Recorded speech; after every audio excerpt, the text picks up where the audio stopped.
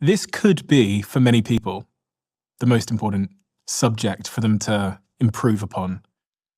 I would even go further and say, if you don't have people skills, you cannot succeed. You cannot succeed in life. You cannot succeed in love. You cannot succeed in business. It doesn't matter how smart you are. You need people to have success. So this is, I think, the most fundamental skill that people can invest in. And how many people did you say you've taught people skills to? 400,000 students. And is there a particular case study that stands out to you as being the most extreme in terms of case studying the fact that someone can go from zero to a wonderful place?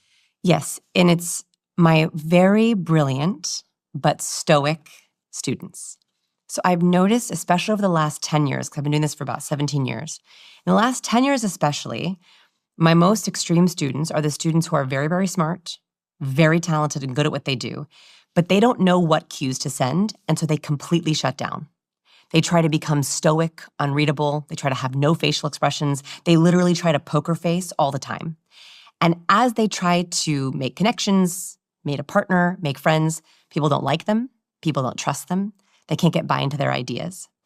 And those are the students where I see the biggest transformation. They don't realize that muting your cues is a danger zone cue.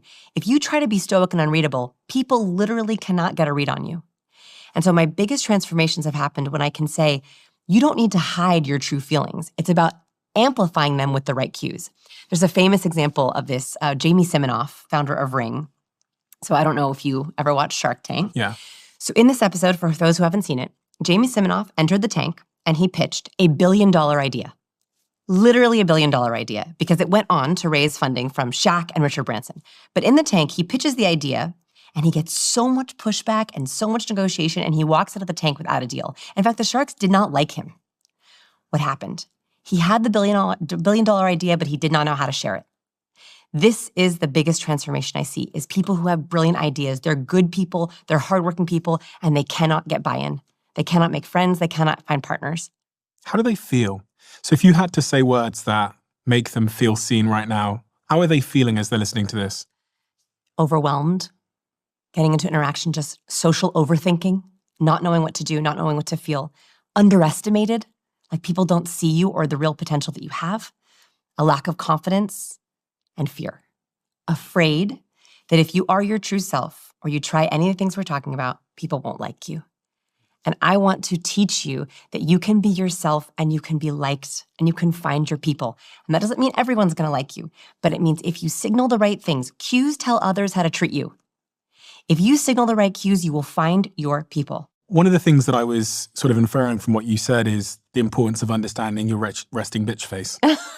That's like the term we use in the UK, resting bitch face, which is like when you're just listening or doing nothing. Like, how does your face look? Yes. And you're telling me that's really, really important. It's real.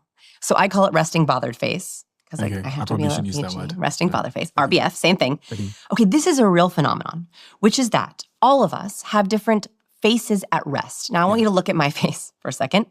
My face at rest, I'm going to rest it for a second. My mouth angles down in sort of an upside down U. So it looks like this. You see how these are going down? Yeah. Are you laughing at my U? A little bit. Okay. So at rest, I look a little sad. Yeah. That is just my mouth at rest. Yours goes pretty straight across. I just. You have a lot of hood. That's what that's called. I have a lot of hood. hood. Yes. This is hood. Yes. So that probably makes you, do people think you're angry or tired? Both. Both. Okay. People never call me angry. They call me sad. You need to look in the mirror and figure out what is the default of your face. If your mouth angles down into a frown, people are going to think you're sad. You're going to have to be counteracting that with your cues. If you have a lot of hood above your eyes, or you have these two vertical lines that appear between your eyebrows, you actually don't have them, but if some people at rest even have those two lines, people are going to think you're angry or frustrated. If you have down eyes, so I don't know if you noticed, but I've added cat makeup to my eye. Ah, yes. Yes, that actually makes me look less sad, because also my eyes slope a little bit down at the end, which makes me look sad. Okay. So people often are like, are you okay? Are you tired? I'm like, no, that's just my face. So I have ways that I counteract it. One, I get to use makeup, which is a great thing. But second, I know that I need to make my face a little bit more up, right? So when I am interacting with someone, when I'm on video, when I'm interview, I typically rest my face in an upward position. I've activated these muscles, so don't I look happier? You do, but have you got to consciously tell yourself to do Yes. that, or do you just always remember? No, I have to consciously tell myself to do that. Now, I only need to do that with people with a first impression or when I'm trying to make a good impression. My team knows that I'm not sad, right? Like my team, they see me all the time. They see me without makeup. They know that I'm not sad. They know that's just my face. So here's what's critical. One, you should know what is your resting default. Are you looking sad, angry, or afraid? Oh, the afraid I didn't do. So if you have, you actually have some. I'm so sorry. Oh, you're joking. I'm so sorry. You have these just lines. Had someone laugh in the back. One of my team just laughed in the back. So you have them just right here, these light lines here. So when we're afraid, we go, and we raise our eyebrows up, and you can't see it because I have Botox on my forehead. But if you there you go. That's afraid. No. Open your eyes and go. That's afraid. Okay. So the more you have those lines and the whites of your eyes appear, like have you ever seen someone kind of walk around like a deer in the headlights? Yeah. They make you feel anxious. Like if I were to do my entire interview a little bit wide-eyed, you would not only feel anxious, but you wouldn't believe what I was saying. So you all should see if you have this default lines or if the whites of your eyes show. Look at your profile pictures. In your profile pictures, here are the 3 biggest mistakes people make. 1, they're showing fear eyes. Yeah.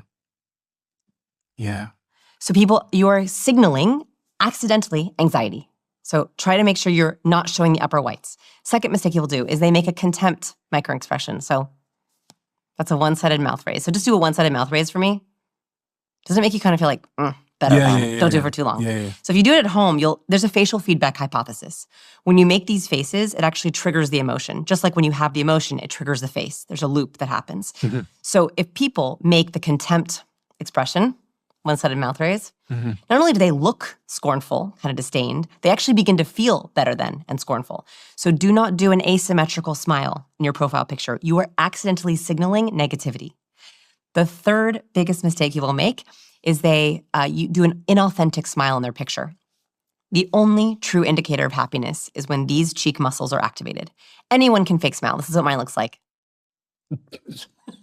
But you've seen people do it, right? Yeah, I do it. Yeah, and people know. I would rather you not. No, because I just don't have a good smile. What? Look, like what am I going to... Am I going to say, no, it's horrible? Do you know, I don't have a good smile. That's not your real smile. So I literally have to do this when I take photos. Because that's my smile. I can't do the teeth thing. What am I going to do? Well, you can smile without your teeth as long as it hits your upper cheek muscle. So just try this for me. Put your pen or your finger in between your mouth like this. And smile as hard as you can go. Oh, that's better. That reaches all the way up into your eyes. Do you see? Oh, that's not. That looks so much better. Okay. If you can activate these muscles in your profile picture, you don't have to walk around like that. But if you can activate, not the fear, just here, just here. Okay. If you can activate these muscles in your profile picture, it shows authentic happiness, or don't smile at all. I hate the advice. Just smile more. Fake smiles do not work. Dr. Barbara Wild studied this. She took pictures of people thinking of something they were authentically happy about, took a picture of them smiling, then she told them to fake smile and took a picture of them. On the surface, you really couldn't tell the difference between the two smiles. They looked very similar. But she had participants take mood tests, then look at the picture, look at one picture or the other, group A, group B. People who saw the positive picture had an improved mood. They caught the happiness from the photo. People who looked at the fake smile had no mood change. This means I would rather you have no smile at all or be neutral than fake smile. But if you can smile in your picture, it is so great for authentic happiness. It sounds like it might be quite exhausting for some people because I think some people, although they're happy, they feel good, they're nice people, they do have that resting bothered face, I think you called it. And there's other people that I know that just kind of walk through life with this like resting smile. Yeah. Like we can all think of that person that's just like always happy. Yeah. And then there's these other people who are like objectively happy too, but they just have that resting bothered face. So it feels like life is going to be more exhausting for those people. You know, I think it's about choosing your hard, right? It is hard, it is exhausting for me to show up to a meeting when I'm in a good mood and have someone be like, are you sad and tired? Are you okay? I'm like, I'm fine. I find that exhausting.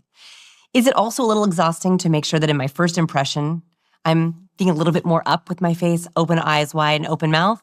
A little less exhausting than that. So I think you have to choose what are the cues you're going to purposefully add. There are 97 cues. I've narrowed it down to 97 that I think are the most important. You get to make your own recipe. You don't have to do all the cues. If smiling is not your thing, smiling is not essential for being charismatic. When we talk about being charismatic, it's about being warm and competent. And you have 97 cues to choose from to make that warmth and competence recipe. And so you don't have to be a bubbly extrovert to be charismatic. You can be a quiet, powerful introvert. You can be a compassionate, empathetic healer. Those look different. And so I think it's less exhausting to find your recipe and to use those cues a lot. Like there's certain cues in my book that I teach that I don't use. They just don't feel natural to me. But there are other cues where I'm like,